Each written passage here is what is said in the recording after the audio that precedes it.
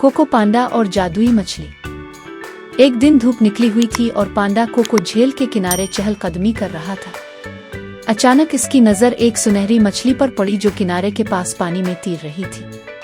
Cocoa ने तजस्सुस से इसे देखा और हैरान रह गया जब मछली ने कहा, हेलो कोको, मैं एक जादुई मछली हूँ, तुम्हारी एक ख्वाहिश पूरी कर सकती हूँ। कोको खुशी से बोला, मुझे भी तुम्हारी तरह पानी के नीचे घूमने फिरने की ख्वाहिश है।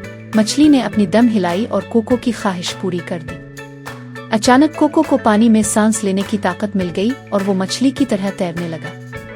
वो खुशी खुशी पानी में कूदा और मछली के साथ तैराकी करते हुए नीले पानी के नीचे की दुनिया देखने लगा।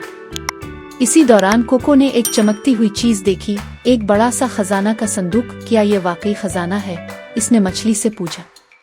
मछली ने मुस्कुराते हुए संदूक की तरफ इशारा किया और अचानक खुद भी इसी में गायब हो गई। कोको ने संदूक को छूने की कोशिश की, लेकिन एक लम्हे में वो वापस किनारे पर आ गया। सब कुछ वैसा ही था जैसे पहले। कोको ने अपनी हथेली पर देखा तो वहां मछली का एक छोटा सा सुनहरी छिलका था। ये ख्वाब था, वाकई में जादुई मछली से मुलाकात हुई थी।